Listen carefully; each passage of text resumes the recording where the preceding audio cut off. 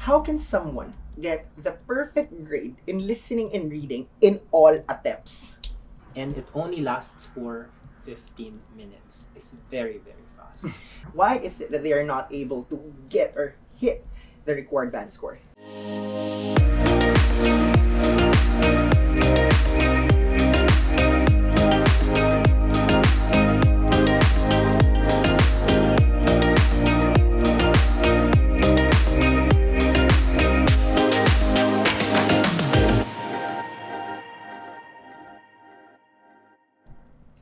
Welcome back.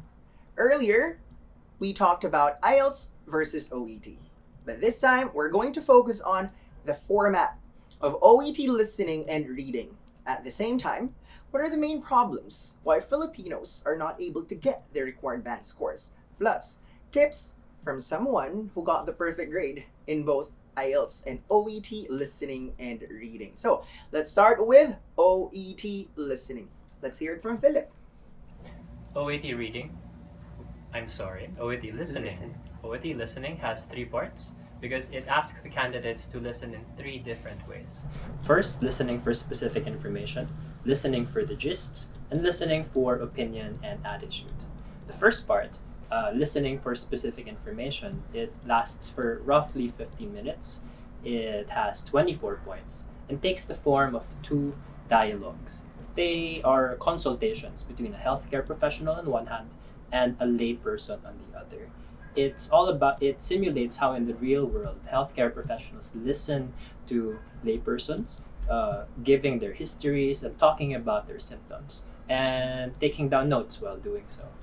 The second part, listening for gists, candidates will be listening to 6 extracts of either a healthcare professional talking to a layperson, a healthcare professional talking to a fellow healthcare professional, and third, a healthcare professional giving a short talk on a subject, all about healthcare still. It lasts for 10 minutes roughly, and it contains 6 points. The most difficult part of OET listening is listening for opinion and attitude. This part lasts 15 minutes, and it takes up 12 points, and there are 2 long discussions that happen. It can take the form either of an interview on one hand or an extended discussion by one person on the other. They will discuss a healthcare topic that is accessible to the 12 professionals that OET is good for, and it requires much closer listening compared to all of the others. So you would notice, Ervin, that the listening test in the OET is arranged in increasing level of difficulty. People usually ask, what's the passing score? Okay, so we would like to inform everyone, each country has its own target band score. Say for instance, if you're a nurse going to UK, Australia, New Zealand, then what grade do you need in OET listening? It's B. However, if you're going to Ireland, it's C+. Now, what's the raw equivalent? Like, what's B? What's C+ in OET listening?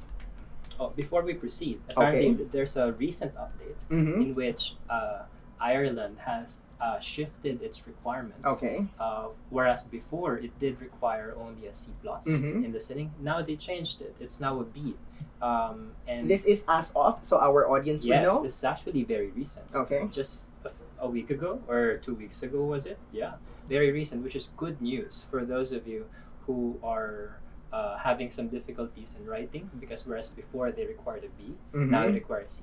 Okay, that's good. Yes, however, now you have to score higher when it comes to Ireland, whereas before they only asked for a C+, now it's a B. We just want to inform everyone, this was taken on August 15, 2020. Okay, at least you would know, they're accurate as of August 15, 2020. So, going back, what are the band score equivalents of B in OET listening? Please, let's enlighten our audience. Just like in the IELTS exam, there are no fixed equivalents. The listening test in OET is out of 42. What it says in the OET website is that usually, but not always, it's 30 out of 42 would grant you a B. However, the grade boundaries adjust depending on the level of difficulty, just like in the IELTS exam. That's right. Okay, so Do you have anything more to say for listening before we proceed to the format of OET reading? Well, one thing to keep in mind would be is that just like it's fast. It's really fast. And if you've tried materials in the IELTS exam, it's faster, no? Because it's meant to simulate real life. Yeah. Because in the real world, when patients' lives are on the line, they're not really going to slow down for you. No?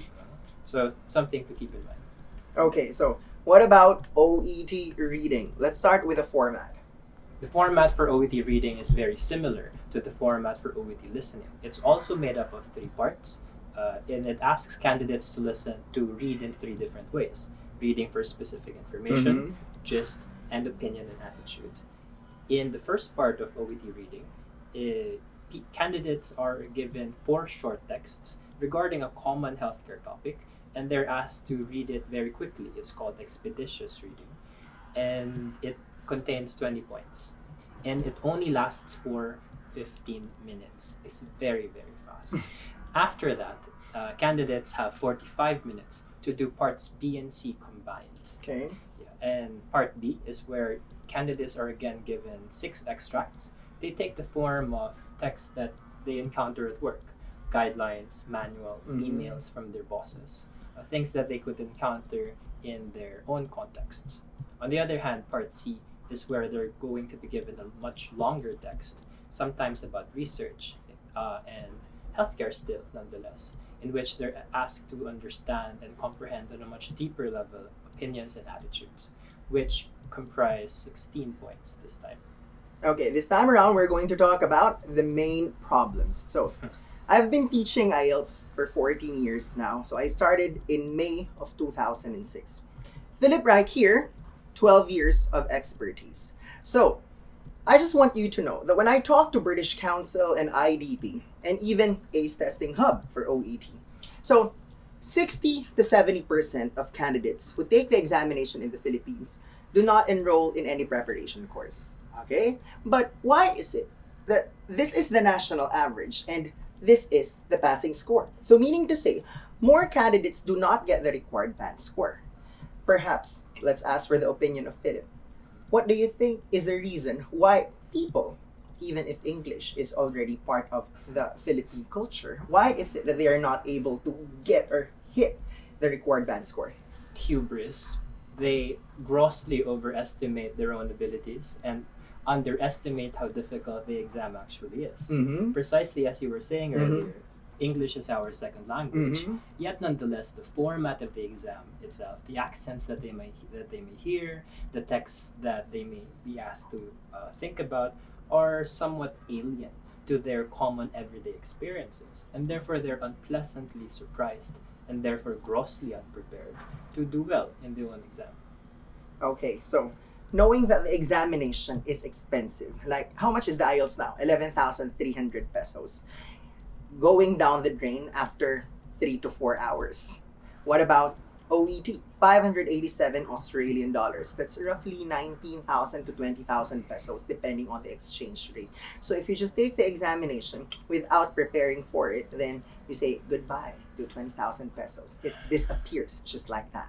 So we have identified the main problem, that people underestimate the examination.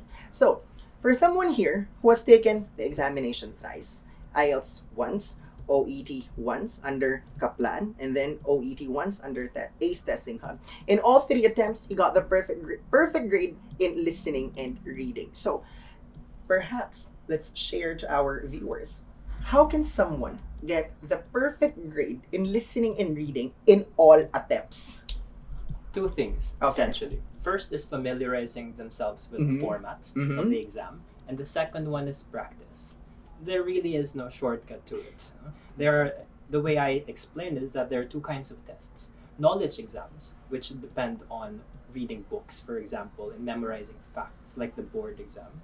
And on the other hand, there are also skills-based exams that require actually doing things. IELTS and OET are skills-based tests. You have to do it in order for you to gain skills. The good news there, though, is that English is learnable. Yeah, that's right. It's learnable. And every expert was once a beginner. You were once a beginner too, I imagine. English is my third language. Yes, yeah. Born and raised in Mindanao, primarily I'm Bisaya. Then Tagalog, national language, my second language, and English, my third language. But I have never used that as an excuse why I cannot deliver fluently, articulately, eloquently in English. But it's not as if I was born with this kind of mouth. Like, we never spoke in English at home.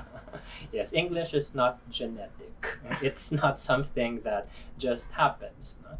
And that's good. That's a good news for everybody. Mhm. And we all have different strengths and we all have different skills. No? It just so happens that in this part of their lives, maybe, the skill that they're going to be needing to get to the next step is English.